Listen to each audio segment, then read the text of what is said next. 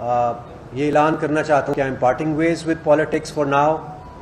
और फिर अल्लाह को जो मंजूर हुआ कल किसी ने नहीं देखा। साथ ही साथ मैं अभी 15 मिनट पहले मैंने कुछ लिखा है और वो मैं आप लोगों के साथ तरन्नुम में अगर शेयर करूं तो मेरे जज्बात की शायद किसी हद तक अक्कासी मुमकिन हो।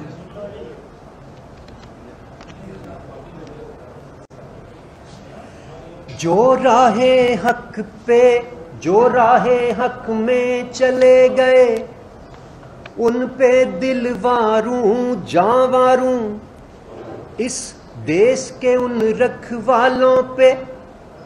मैं क्या वारूं क्या ना वारूं।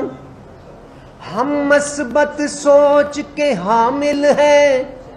हमको बस इतना कहना है,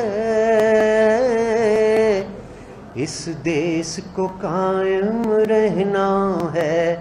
इस देश को कायम रहना है, इस देश को कायम रहना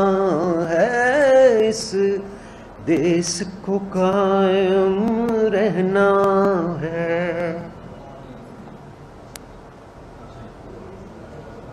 डॉक्टर साहब, इस मौके पे आप